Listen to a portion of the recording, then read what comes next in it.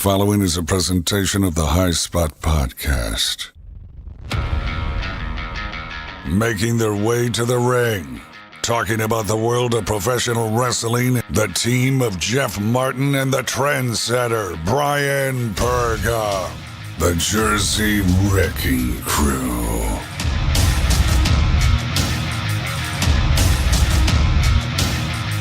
All right, guys, you listen to the High Spot Podcast. I am Jeff Martin alongside my tag team partner, the trendsetter Brian Perga. We've got a great show for you today. You follow us on all our social media at High Spot Podcast.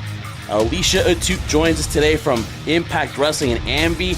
Trendsetter, so much in the news. I guess we got to start with AEW. What's going on, man? What's going on, Jeff, is what was once a fantasy is now a reality. AEW now exists. It is real.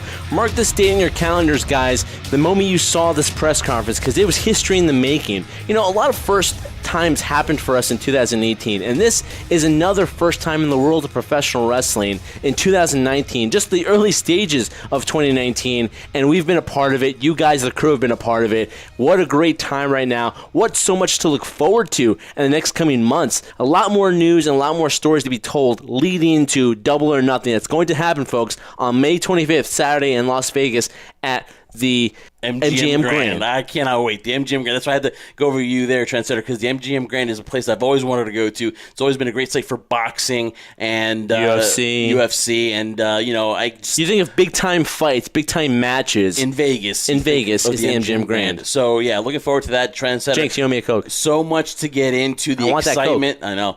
I'm gonna remember one moment, Trendsetter, watching this with you and then getting the chill, the goosebumps, because once Chris Jericho came out, wow, we're worried about Kenny Omega, we're worried about who else is going to be on the roster, and we kind of, in the forefront, kind of in the back burner, we put Chris Jericho, to the side, not thinking that he was going to be a huge part of this, and he is, Trendsetter. That really makes this, it really seals the stamp that this is going to be something big.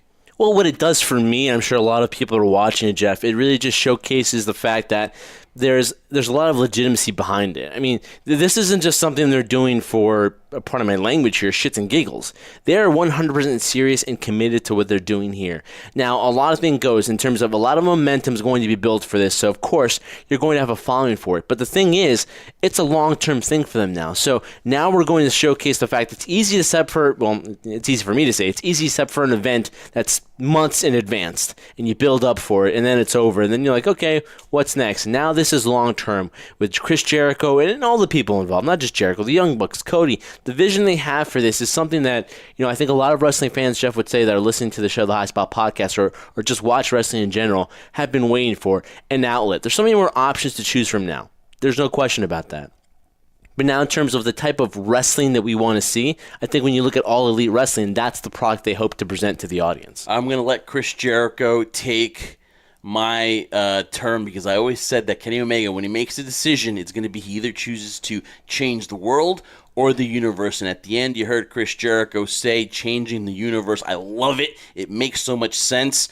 Listen, if you're the WWE right now, listen, you're the machine. You are right now the standard bearer, but you need to take a double take here, because what they're doing is they're appealing to the fan that feels like they're left out, that they don't want that sports entertainment. They want that pure wrestling. Now, WWE is on a whole different stratosphere, but if you're the WWE right now, you have to look at this and be like, they're appealing to something that we're not doing. And credit to the Young Bucks, credit to Cody, credit to Chris Jericho, and Kenny Omega, who I still believe at the end of the day will be in AEW. Credit them, because they know what the wrestling fan wants, and AEW is going to give it to them. Well, in terms of WWE, Jeff, I think they've noticed what's going on. But I don't think it's on their radar yet, because, again, it's still a brand new promotion. It's going to gain a lot of momentum. It's going to gain a lot of notoriety. Talking about, for example, is WWE listening to it? Well, I think when it comes to storylines that they're portraying now from the Royal Rumble leading into WrestleMania, when you had Triple H, Stephanie, Shane, and Vince show up on TV. When was the last time you saw Vince on TV, right? Talking about, we're actually going to listen to you, the fans now. You fans are going to be the authority. I think they're taking that story from True Facts, where they do recognize and they do see the fact that the fans feel like they're being slighted. They're paying good money because they want to see something that they want and not just be dictated what they want to see. So in that sense, yes, I think they're paying attention to it, but I don't think it's still on their radar. They're not worried about it because they're not in direct competition with AEW right now. AEW has a lot more to go and a lot more to do before we can even think about talking about them competing with WWE. Now, when you put in a venue like Vegas, and it's going to be more than the 10,000 seat arena, 18,000 seat arena, now you're in the big time. I'm sure there could be 20 in there maybe. Sure. Now you're in the big time. And when you're Cody and the Young Bucks, you're brand new at this. You want to surround yourself with people. So this is what we do know. All right. Cody, the Young Bucks, there for 5 years. Hangman Page is definitely a bright spot for AEW. We just saw the signing of Joey Janela and MJF and Penelope Ford and Britt Baker. They're on the roster. SCU is on the roster. So you have Frankie Kazarian, Christopher Daniels, and Scorpio Sky. They're on board. Chris Jericho is on board. And we found out that Pac, Neville, is going to be part of AEW. That's big time. It's huge because it's building the foundation. Now, if we look at, for example, if we're breaking down each individual signing, you could definitely tell that these guys are towards the prime of their careers or reaching the prime, and 5 years down the road, who knows what happens here. You hope they're still within the company. But I think it builds a good foundation because, like I've mentioned before earlier on when you talked about Chris Jericho, you need some type of credibility. You need people, when you're building a good team, right? You need your rookies and you need your veterans. And I think what this does, Jeff, is that, this opens the supposed door for so many other talents out there now that aren't discovered. They're so good right now that they don't have the opportunity to go to NXT or go to the WWE. But now they have a door like AEW if they can't get into Ring of Honor. And we haven't talked about this too, and we'll probably talk about it a little bit later on, if not next episode now, in terms of who knows when the negotiations have gone through with Ring of Honor and New Japan, in terms of that's another way of collaborating talent and allowing some of the younger guys have opportunities. And, that's how you slowly build a company, I feel. You have to have that veteran leadership to build that good foundation, and then from there, eventually when the time comes, and hopefully it's a long time from 5 years, that we no longer see the Young Bucks or Cody or SCU, and the list goes on, that the younger talent brings itself back up and the newer stars are born. So that's the hope, I think, for AEW, but they built a good foundation. Well, 5 years from now, I still want to see the Young Bucks and Cody, though, but trendsetter. At 5 years right now, I don't want any hairs in my white hairs in my beard, but it's going to happen, Jeff. I really think that the WWE has really been, like I said, it's been the machine, right? And the Attitude Era has been amazing, but I have never seen anything like this. When we started this show, when we started this podcast forum and then the YouTube channel, it's amazing how it's evolved, right? We've gone from that to the YouTube to everything else to the website. To the videos. Exactly. That's why I'm mentioning YouTube.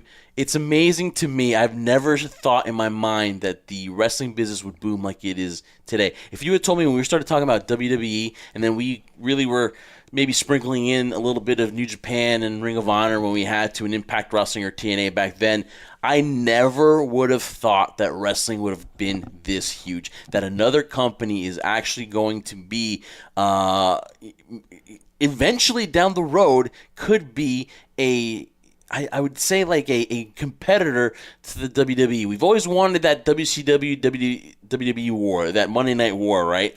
And we haven't really had anything come close to it. We've had some things, on and off, but never really something a factor. I'm not asking for AEW to compete right now. They don't want to do that. They want to get their own identity. Nor can they compete with them. Can they compete? But you were talking to this to a lot of our guests. If one day there could be competition, and if you have a guy, a billionaire, that's going to invest his money, that's going to put a TV network deal in place, that's going to get the roster, I got to tell you this, trendsetter, the first impression is always the one thing you remember. And what a tremendous impression it left on me watching this, from the introductions to Chris Jericho.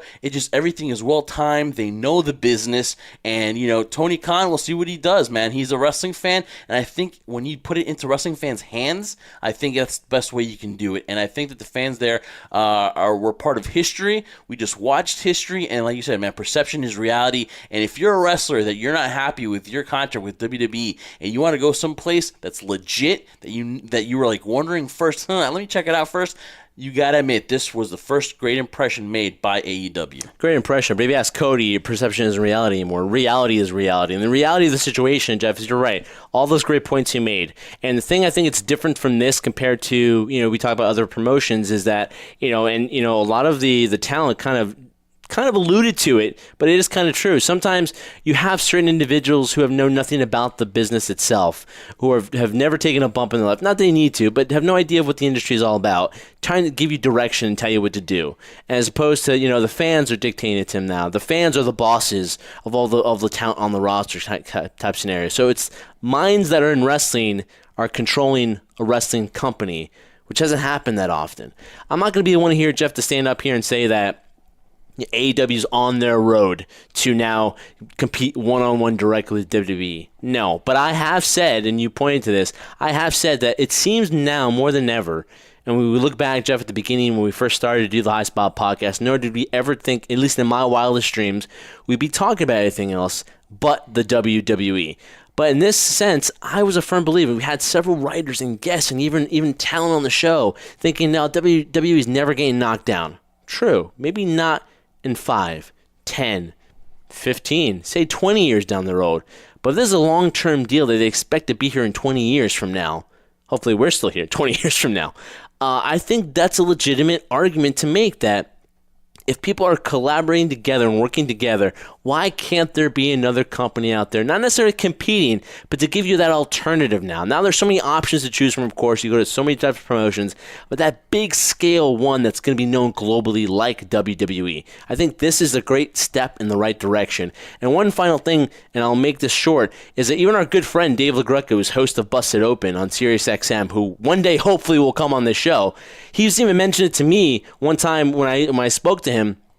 I believe this was at StarCast, that he never thought in his wildest dreams, too, that when he first started his show, and it's been successful, and that's why it's successful. 10 years in April. Exactly. It's been 10 years. Congratulations to him and all success. But he never thought, too, he mentioned to me that when he tried to bring up other subjects like Ring of Honor and TNA at that time, nobody wanted to talk about it. All they wanted to talk about was WWE. It was very frustrating for him. And now all everybody wants to talk about is anything else but WWE. So it's definitely a cool dynamic when you think about it, especially when we started and what's gone on in 2018 and what 2019 has in store for us as well. I still think more people like calling in and complaining about WWE and their booking, but you're right, though. I do think that turning point of wanting to talk about Cody, the Young Bucks, New Japan, Ring of Honor, Impact, I think it's coming, and I think it's arrived. Who would have thought we'd do preview shows for Ring of Honor and New Japan and post shows for those as well? We thought we'd only just do WWE, so it's definitely a different world now, Jeff. And again, that new world kind of started this week with the announcement, now the formal announcement of All Elite Wrestling. So we got so much to talk about. When we come back, we're going to talk about Kenny Omega and what he means to AEW and his future. Also, we're going to talk about the future of New Japan, Ring of Honor, and their partnership, and how AEW right now, and how maybe getting Kenny Omega is going to affect that relationship. But first and foremost, we want to start our collar and elbow interview of the week, and our first interview of 2019 is with Alicia Atout from Impact Wrestling and AMBY. She's very successful at what she does, all the way to the fact that now she's doing backstage interviews for Impact Wrestling, and is a really good interview transfer with Alicia Atout. Oh, amazing. This is somebody that I've always wanted to have on the show. It's great to be an opportunity, and I give credit, although I hate doing this, to Jeff for being able to make this happen as well, because her story is very similar to what we're doing here. We're just fans of wrestling. We live vicariously through what we see on TV or what we see via YouTube or anything like that. And Alicia's been a proven example, too, of somebody who's just very passionate, very genuine of what she wants to do.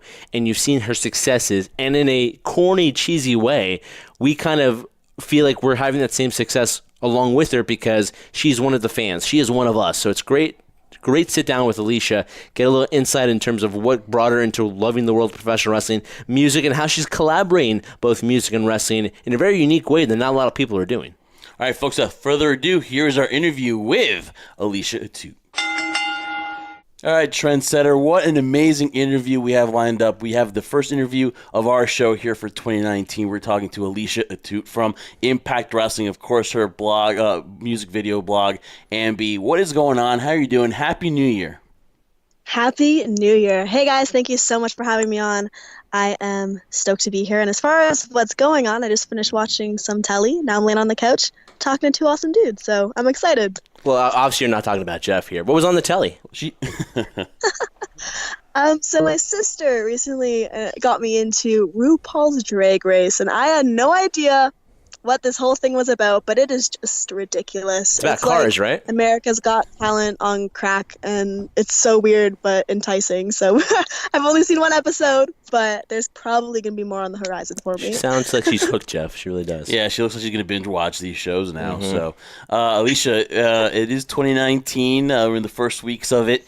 And you had an amazing 2018. Just want to reflect a little bit and look back at 2018 and just how good a year it was for you?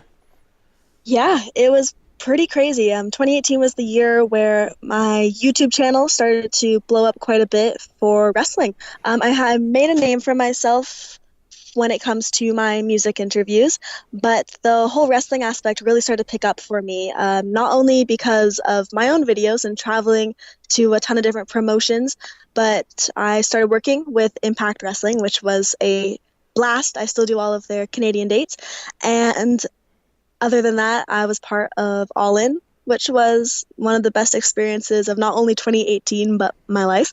And everything just picked up, and it really set up a lot of things for the course of 2019. I started doing more conventions and a lot more signings, so it was just amazing. It must be really surreal for you. I mean, and when you look at the comparisons of what you start with music and wrestling, the two are pretty close when you correlate them too, because there's such a dedicated fan base to music, depending on what type of music you like. I mean, there's just a dedicated fan base to that. And the same thing would go for professional wrestling as well. Definitely. And the thing I found most is I would interview so many bands, and they'd start making these little jokes. I remember these two brothers I interviewed, they started stone colding me, and they just kept doing what, like over and over, and I don't think they realized I knew what they were doing. So they kept doing it. I let them play their little game. Then I realized, you know what, I'm just gonna say something. So I was like, dudes, I watch wrestling. I know you're pulling the one on me, and I made a couple of like stone cold references, and it blew their minds. And so our interview went from talking music to just talking tons of wrestling stuff. And I found out that these like two brothers in the band, it was a band called the Lemon Twigs, but I found out that they are like massive wrestling fans. They have their own like wrestling gimmicks and stuff, and it just opened this whole new world to me. And so many bands would do that and talk wrestling, or so many of the heavier bands I'd interview would actually have NXT theme songs. So it just made sense. And of course, wrestlers love music, so why not do the crossover? So, you're from Toronto, Ontario, Canada, and there's a great amount of wrestling there. And so, to be able to go out there and venture and go into doing these interviews, how did you at first, starting this out, were you like, okay, how am I going to let them know that I'm doing this seriously, so that the wrestlers know that, hey, this is something that's a professional interview. It's not just one of those, because anybody can go up to a mic and ask them questions. How did you begin for them to start to take you seriously? Yeah, so as far as being taken seriously goes, I have really good gear. When I do my sit-down interviews, I have like a super, pretty expensive HD camera. I have my microphones, my lights set up. Like, I come in prepared, and I do my research. And I think even if I come into an interview and someone sees me and they're like, this girlie might not know so much, as soon as they sit down with me and we lock eyes and I turn on, the professionalism, but I'm still myself, I think they start to realize, she did her research, she came in here with a good attitude, and she's not here to kind of expose any bad side to me, because a lot of people are just in it for the headlines or the dirt, and I just go in it to have fun. And I think people respect that, and there's that trust that's built between myself and my guests and my fans. And yeah, my main purpose for interviews is to have fun with it. And I think people have seen that, and that's kind of what I'm known for now. So, Alicia, what I enjoy so much about your interviews, and I've caught a lot of them on YouTube, and you guys can check them out as well. They're greatly done, and what I enjoy most about them is it's a nice flow. It's basically a conversation, kind of something similar to what Jeff and I do. We don't really want to bring people on and have like an interview asking you questions 1 through 10. It's really just having a conversation, talking about it. And something that I've tried to always portray is, like you said, professionalism, but there's always been those moments, I want you to share that with me, where there have been that one person I'm interviewing or a group of people, and, I'm such a huge fan at heart that the inside of me is going crazy, and the whole side of me is like, be as professional as possible. You don't want to blow this. Has that ever happened for you? I could imagine, I can take a guess maybe. Could it be Chris Jericho is the one you interviewed, and you're like, you're fangirling the entire time? Totally, because like I'm a huge Chris Jericho fan. Who isn't? And exactly, Jericho, Mick Foley, Tito Santana, Tommy Dreamer, like these are all guys where when I sat down with them, I freaked out. The Young Bucks every time, even though like I know the guys and I see them at shows and we talk on and off. Every time I see them, I'm in awe. Like, oh, these two are the best. Like, I'm so inspired by them. Same goes for Cody Rhodes, Kenny Omega, like that whole elite crew. I adored a bit. But yeah, it happens so often, and sometimes it's just your inner fan coming out. I think that's why we do this. We're not just starting some podcast because we want like fame or we want to just be out there. It's because I want to talk to the people I loved growing up or the people I love now, and luckily it works out, and you can just shoot the breeze and have a really good time doing so, and you can totally geek out inside, but as long as you don't make the person feel uncomfortable, you're good to go. Now, on your Twitter, you have the pinned tweet of you and Kenny Omega, so you've interviewed him before, and at All In, too. That's from All In, that picture. Just your thoughts, though, on what makes him – you're a wrestling fan, so I want to get your wrestling knowledge here. What makes him such a coveted free agent that, when this interview will come out, we don't know if he'll be, AEW, WWE. What makes him so – sought after by all the wrestling companies out there? Not only is he a spectacular wrestler, like I'm absolutely captivated by him every time he's in the ring. So just the wrestling alone, he has this. I'm trying to think of the word, like without sounding cheesy. He has this like essence to him. He walks into a room, he's just effortlessly cool. He stands out from everybody else. Even in the way he does his promos, he has this cadence where he talks slow, but he has you. You're like waiting for every single word that he says, and you're like, oh, where's this going? And then he gets there and you're like, oh, that was so good. Like he's an amazing performer and a great entertainer, and he kicks ass in the ring. I mean, I really think he's the full combo when it comes to that. And just to add to that, Alicia, too, something I've taken from Kenny Omega has been one of my favorite wrestlers as well. You said the aura about him, right? Just one of the nicest guys, it seems. The aura, thank you. Yeah, I mean, one of the nicest guys, and so kind and so humble at heart, it seems, that, he appreciates people talking. I remember saying to him real quick, side story, humble too, how much right? I appreciate what he does. This was in New Orleans for Supercard of Honor, and you said to me, thank you, man, I really appreciate that. I don't get that enough. And just for him saying that, I really felt like he meant it, and he comes very sincere when you talk to him. But the other thing, too, you talk about the cadence, he reminds me of a Brian Pillman.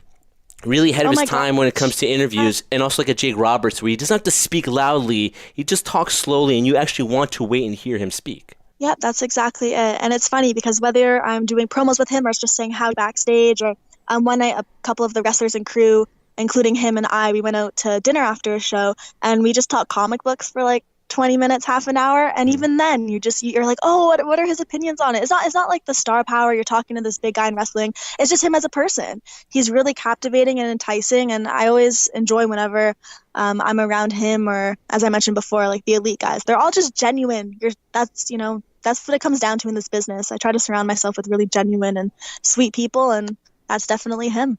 Obviously, them being humble, there's like you said, aura, something that lures the fans to them because it seems like they are. No, I said aura, Jeff. Right? Okay, come on, give me credit for God's sakes for at least something. It seems like they're attainable. Like if you go to a fan fest, you go to a WWE thing, you're there, you can say hi, and then they push you because they have to move into the other person online, right? But if you're there at one of their signings, they make the time to talk to you. It's very personable. You're not just a number to them. Exactly. And so do you think that's one of the reasons why this AEW All Elite Wrestling is going to be a success, because the fans can relate to them and that accessibility is still there for the fans? Yeah, 100%. I think when people feel a connection to someone that goes beyond what they do, they'll be invested in everything else that they do. I mean, look at the way that even the Rhodes couple have been able to expand themselves. Brandy has her YouTube channel, which is doing great. Cody just came out with the cigars, and those guys could put out anything and fans will eat it up. And it's not because fans are sheep. I think when it comes to those few, at least, it's because you want to support these really awesome guys who treat you well. Anytime I see them, they're always, oh, hey, how have you been? They give you hugs, and they actually care. And that speaks volumes to fans and people like myself. Yeah, and I think a lot of us really appreciate what they go through because, the Young Bucks, Marty, Cody, Brandy, Kenny, all these guys from the Elite and all these guys that do, Being the Elite, the YouTube series, kind of showcase themselves and really showcase who they really are. I mean, they love going to certain shows and doing performances, but they're not afraid to say, hey, I miss my family, or I'm not really feeling good right now, but I'm still looking pumped for it. So we as fans, I feel at least, appreciate even more the trials and tribulations they go through. And look, for example, talk about somebody being over. Look at Pharaoh. Even Pharaoh, the Rhodes family, is over. There was lines at All In for people wanting to see Pharaoh. How cool is that? It's insane, and I have to say, like, Pharaoh was one of my highlights of 2018 because I got to interview Pharaoh, and it was the cutest thing ever, and I was interviewing Pharaoh, and I'm like, oh, so how's it feel knowing that your daddy, Cody, has a chance to win the NWA Championship tonight? And as soon as I said Cody, like, Pharaoh's ears went up, and he, like, looked around for his dad. It was so cute. Pharaoh. That's got to be one of your highest rated videos there. I got more nerves online for Pharaoh than Kenny Omega and Kota Ibushi. That's how crazy it was. Alicia, again, the success of your award-winning vlog music site and wrestling site, how important do you think it's been? Because you're always trying to find that next thing. So, like, you go to, writing and reviewing stuff on, online and people read about it. But how important do you think it's been for you for the visual aspect, for people to see actually what you're doing? You think that's the next progression for podcast, someone who's doing YouTube and you're doing interviews? You think that's the next step? I really do, and it's nothing against podcasts. I listen to them and I do them all of the time as far as being a guest goes, and I really enjoy it. But for me, I've always been such a visual person, and I love when I'm conversing with somebody and I can see when they're about to light up, or I can see when they're about to smile, or in some cases I can see when they're about to cry, and it really sets the mood, and fans love that. It makes you feel like they're even closer to the people that they idolize and the people that they love. So I think video is such a spectacular medium, and that's why I've even started doing these backstage vlogs at shows. I literally take my phone around, have a really great light, I plug in a Rode microphone into my phone, and I vlog at shows, and it's literally like the people I interview, these like wrestling stars, they're like an inch away from my face. You're crowded in these crazy backstage spots, and it's intimate, and fans love that, and they love seeing that, and they love seeing things that are spontaneous. So I think it adds a totally different element to things, and I feel like that's probably going to be the next wave as far as podcasts might take. Yeah, I completely agree with you there, Alicia. That's the next thing, as much as I enjoy doing interviews, audio, the aspect of it's cool and all, but, no one's hearing my voice for an hour, honestly. Oh, no, neither do I, Jeff. But, people love the visualization, whether it be a 7-minute video or a 20-minute video. To see the physical person there and the interaction, like you mentioned, is strictly important. That is the next step. But, what I feel is a huge step, too, that's happened, and I've recently figured that out in 2018, and more now obviously will happen in 2019. Let's talk about social media here. What an amazing tool it is. It can obviously be used for negatives, but if you're using it for the right way, it can also be a huge positive tool for you, because now you have the ability, we have the ability of putting our products out there, our way of people listening to us. But more importantly, when it comes to wrestling now, you look at Being the Elite, you look at the Elite itself, them becoming stars using social media to their advantage. And now when you see superstars, young up-and-comers coming into the industry, it just seems like such an exciting time. Would you say right now the tools like social media is the best way of branding yourself as a professional wrestler, as a musician, or even as a host like yourself? You need to master those tools in order to be successful. 100%. I think that social media is the reason, aside from hard work, it's the reason that my site's gone to the point that it has. There's something about somebody saying, oh, hey, I like this, or being able to reach out to someone and make connections so much easier than having to. Could you imagine if it was like years back where you would have to, let's say you wanted to interview someone and you'd have to write them a letter, then you'd send the letter, then you'd wait, oh, has it even got to them yet? And then you have to wait for a letter back to organize something, or like even phone calls, like it's just not as personable. It's strange now how shooting a text to someone gets their attention more than a phone call.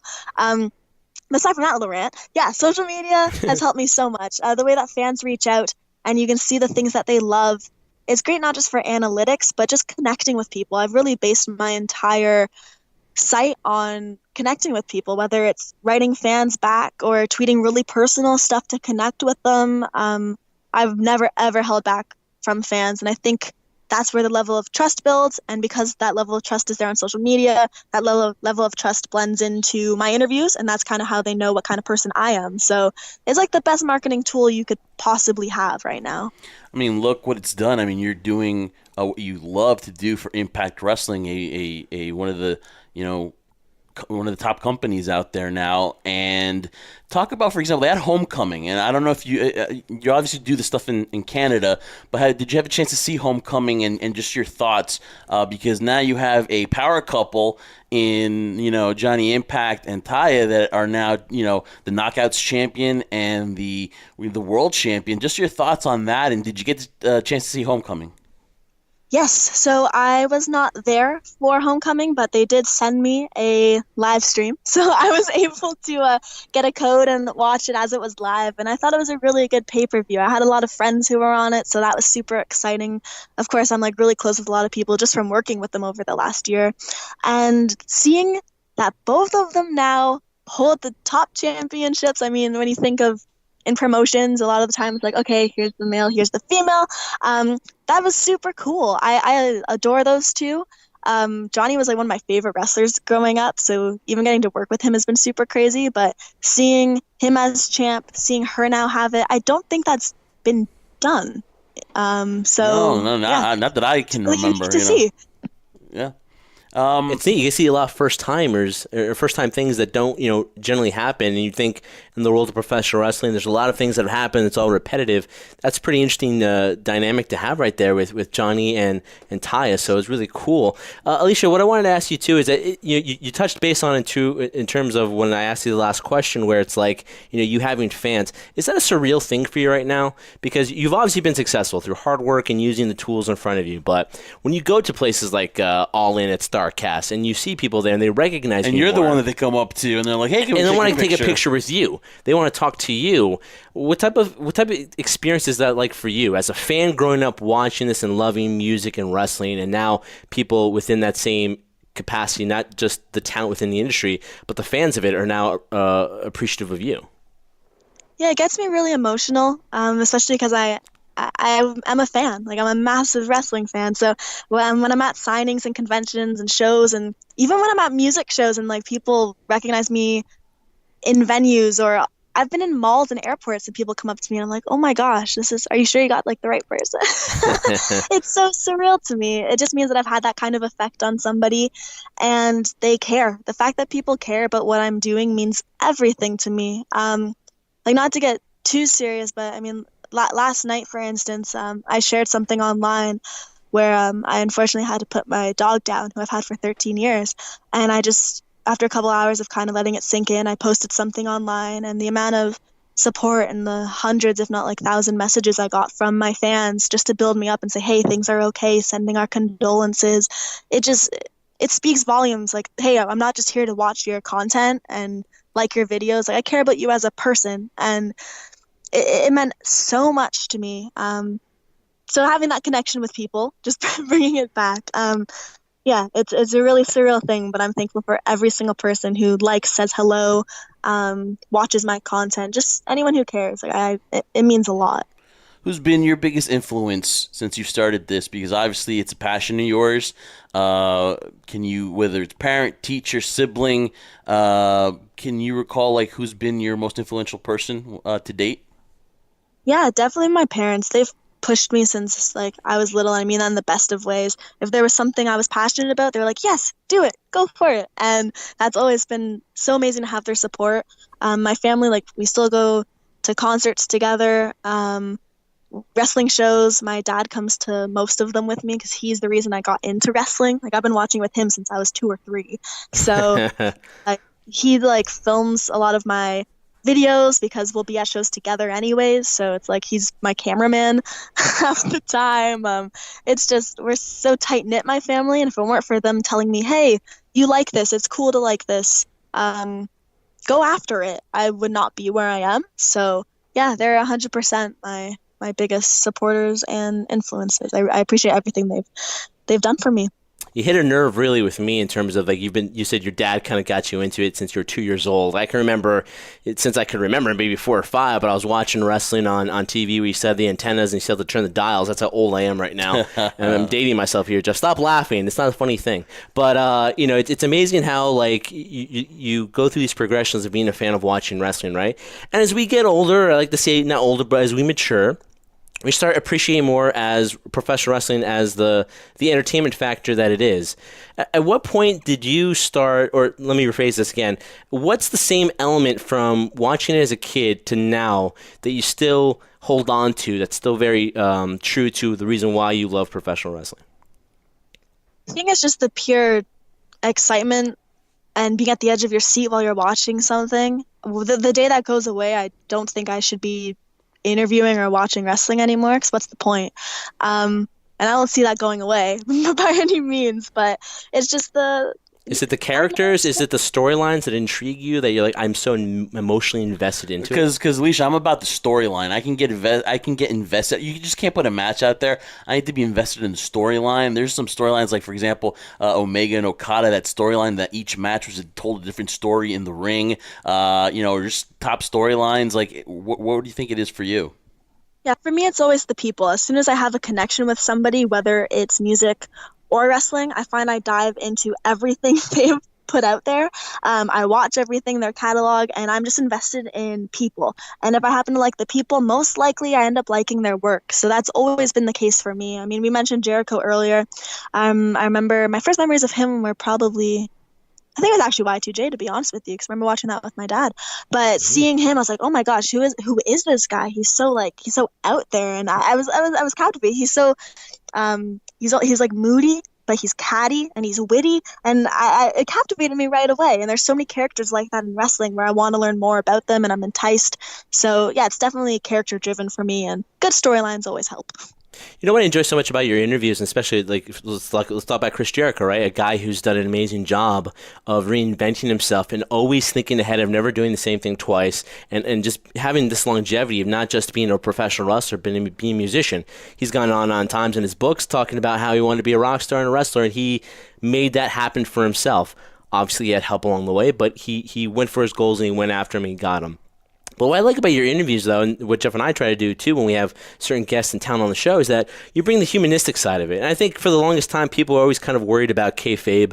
Do you really want to expose more of the industry than it really is? I mean, I think we were all smart enough, not smart marks, but smart enough to realize what's going on. But I think when you invest in the person itself and you kind of can relate to them as an individual of the hardships or some of the successes they've gone through, that just makes them more relatable, like you said, that you want to you're rooting for them, whether they're a good guy or a bad guy, you root for them to succeed.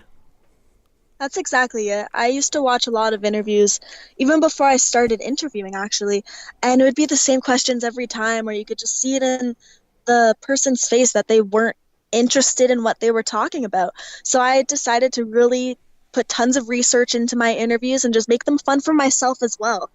One thing I've discovered, and fans always find it so funny when I say this, but wrestlers half the time don't want to talk about wrestling unless they really have something to promote. Most of the time they want to talk about music or TV shows or random little facts that I've stalked online and discovered that they like. So those types of things, they really just bring out their happiness, and who doesn't love talking about things they love? So I've definitely tried to take that approach, and I think that's why fans enjoy the interviews so much, because there's that human element. You get to learn about people other than them just being these stars. 2019 to you, when you're looking now forward to in wrestling, one thing in music that you're looking forward to here in 2019. Okay. Wrestling, AEW. The press conference is on right now, and I'm so excited to see all the announcements pour through. I think that's going to be amazing, and I am dying to be involved somehow, so that'd be really cool. And then as far as music goes for me, in 1 week, I am going to be on a plane to the Netherlands. I'm going to Europe for the first time for a festival called ESNS Festival, and it's a festival where they showcase tons of local European talent. So they're flying me out to that, and I'm going to be able to experience it for 5 days, and it's going to be absolutely incredible. So I think I'm kicking my year off pretty cool, and I can't wait for those two things when it comes to music and wrestling. Wow, I mean, a lot on your plate there right from the get-go in terms of, it'll be a successful trip, being to Europe for the first time, it's enjoyable. Alicia, I want to ask you this, when we think about the new year, right, 2018's ended, we're now in 2019, so many things to look forward to, right?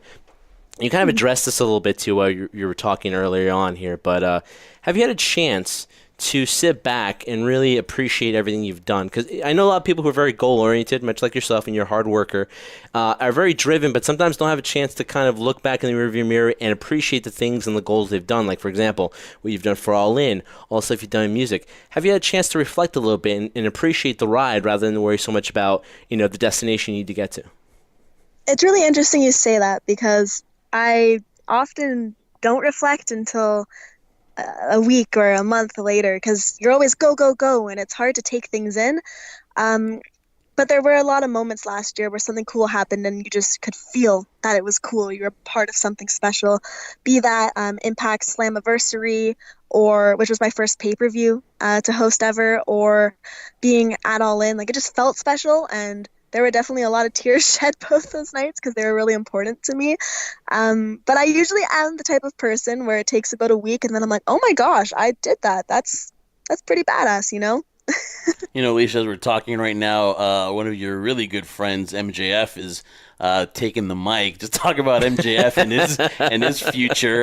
It's really bright, man. I know you guys have exchanged some words on your YouTube channel. Yeah, just talk about MJF a little bit. You can tell by the tone of her voice, she's really happy about this one. He's disgusting. He is so mean. Like, as soon as I see his face, I'm just like, oh, you're such a douche.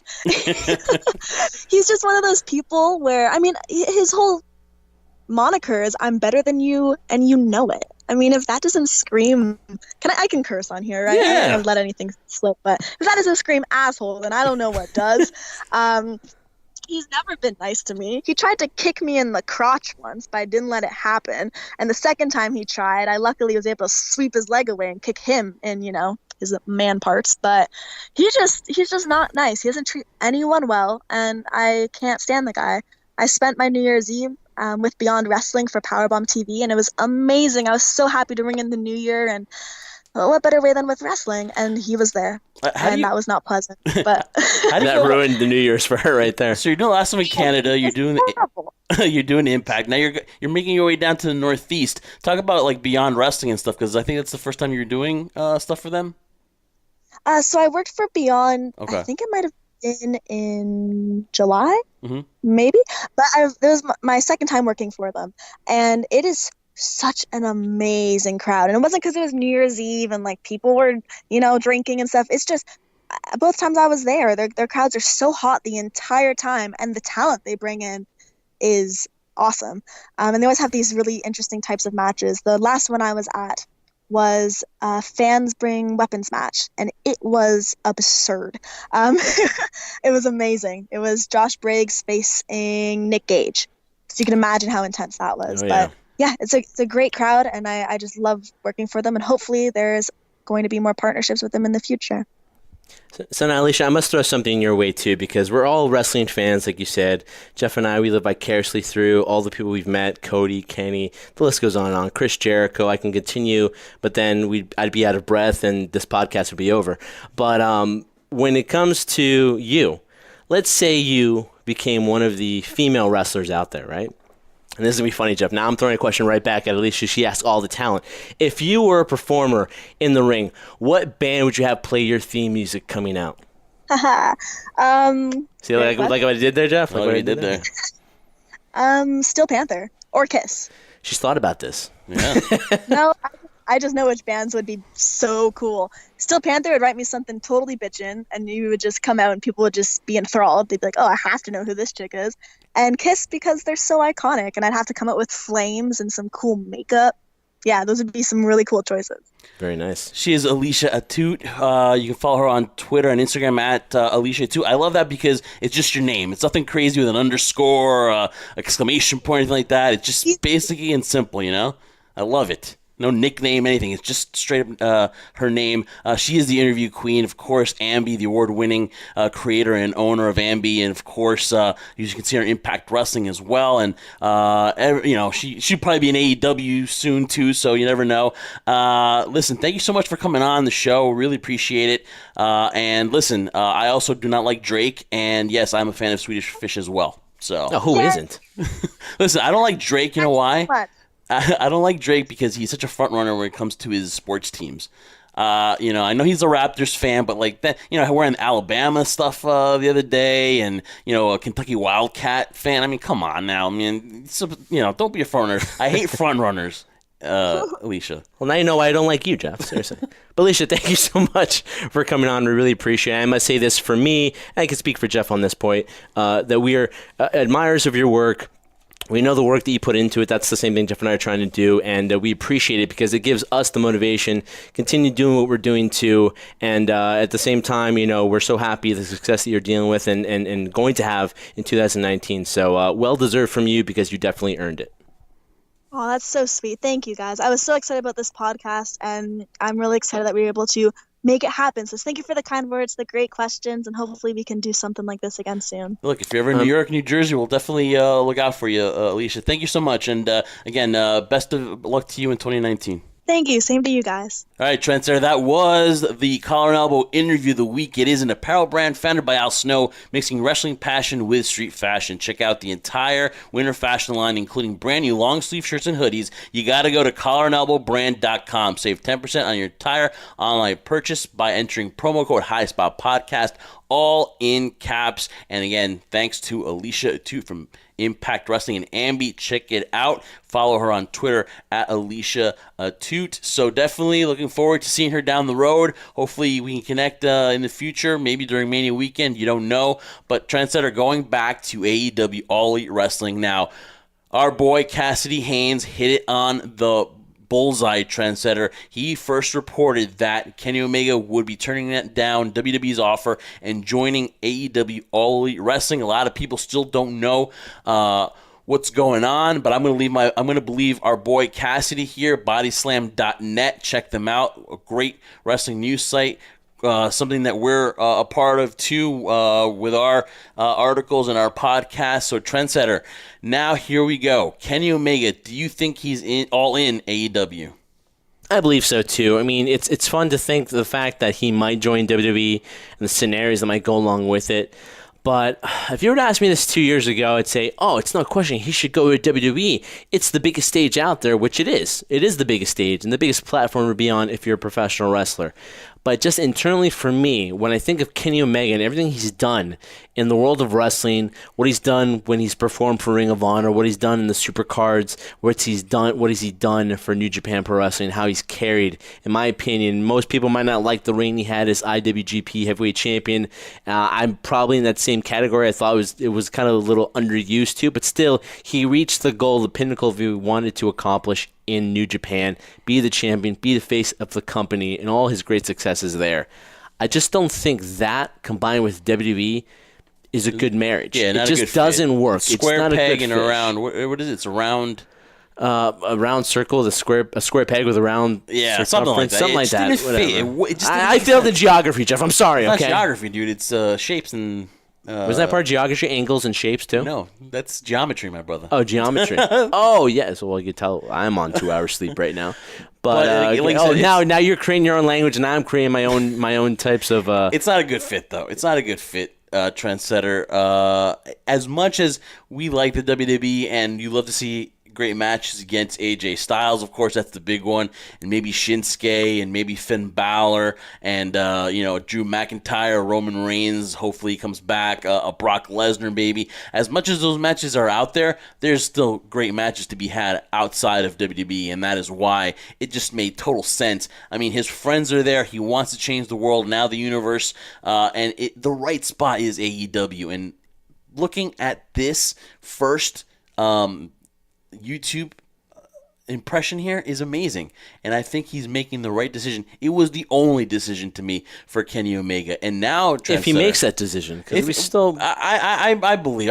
Listen, gun to your head right now, where is he going? I think AEW. Okay, so we're gonna believe Cassidy here. That's why I had the cojones here to go out there yesterday and put it out on our Twitter that Kenny Omega is going to AEW. So we're gonna just take Cassidy for his word. He's very reliable, and that's where he's gonna go. And I still feel it in my bones that's where he's going to go. But now, Trendsetter, New Japan has this thing where they have a great working relationship with Ring of Honor. I don't know what the contract is, but I do have a feeling that if New Japan really wants Kenny Omega that badly enough, they're willing to spurn Ring of Honor after the G1 Supercard at MSG. I don't care even if they sold out MSG together. I think that the allure, that aura that we talked about with Alicia before, I think that is too much that New Japan wants in Kenny Omega that they're willing to spurn Ring of Honor. Well, I mean, if that's the case, work Jeff, with AEW. and work with AEW, but if that's the case, though, I don't know if it. Okay, from that standpoint, yeah, it would make sense, of course, if you're that high and think of Kenny Omega as a high commodity. I mean, why wouldn't you? He's probably one of the biggest free agents. Next to the last time I saw one of the hottest free agents out there, Kenny Omega was Chris Jericho, and this was back in '99.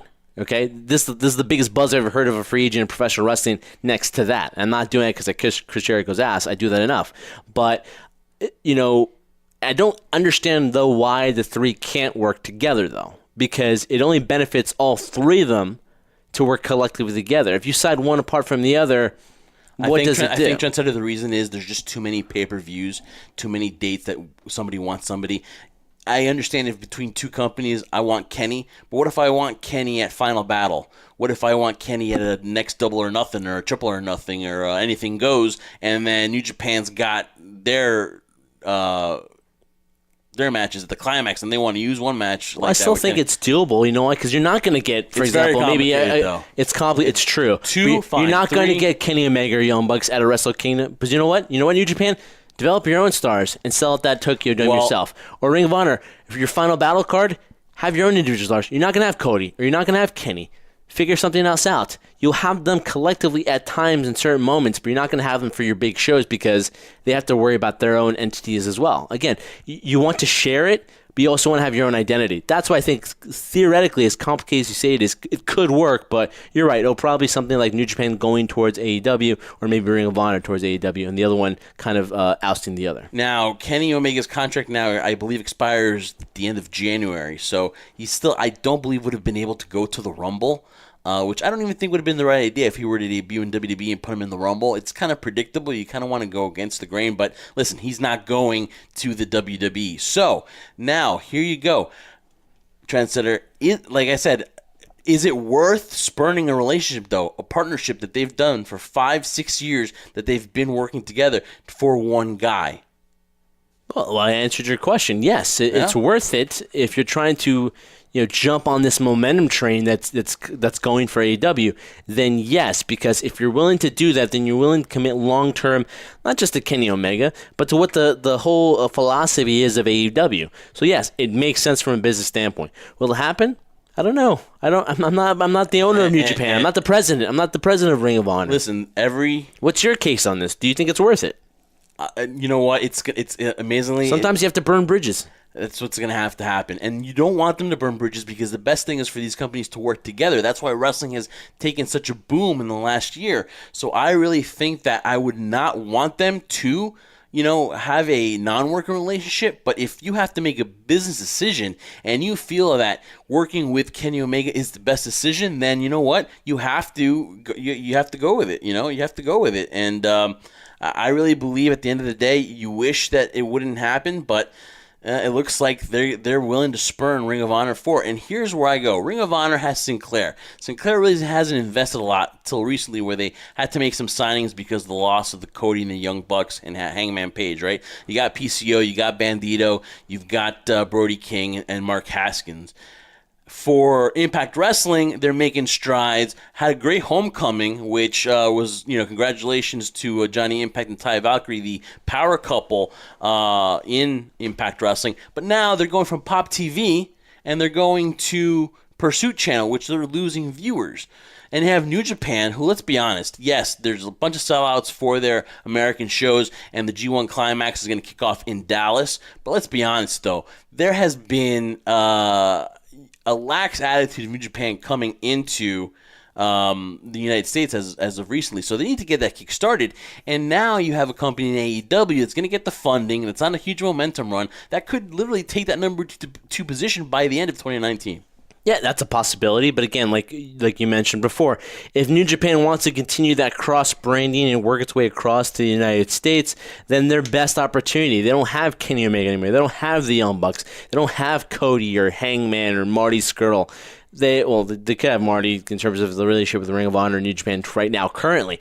But at the same time, if you want to continue that bridge is only best served when you're working with AEW. So, yeah, no, I get it. They all have their own agendas to deal with, but it just depends on who's willing to, fire that first proverbial shot and burn the bridge first before the other one does. I really believe Impact Wrestling has the best shot to work with AEW right now because they're willing. Scott D'Amore and Don Callis are friends with Chris Jericho. I could see a match there for now. And New Japan, I could really see things turning because right now they're going to work with Ring of Honor. They've chosen to side with Ring of Honor. But if things kind of sour by April, after the G1 Supercard, I could see things change in Trendsetter. But what a historic week it's been, man. Let's give credit to Wrestle Kingdom, man. That was an amazing event. And listen, for you guys that wake up at 3 a.m. to do it, God bless you. You guys are not marks. You guys are true wrestling fans, and we love you for it. I mean, Tanahashi, Kenny Omega was amazing. Will Ospreay and Ibushi was amazing. All the other matches were tremendous. Jay White, Okada,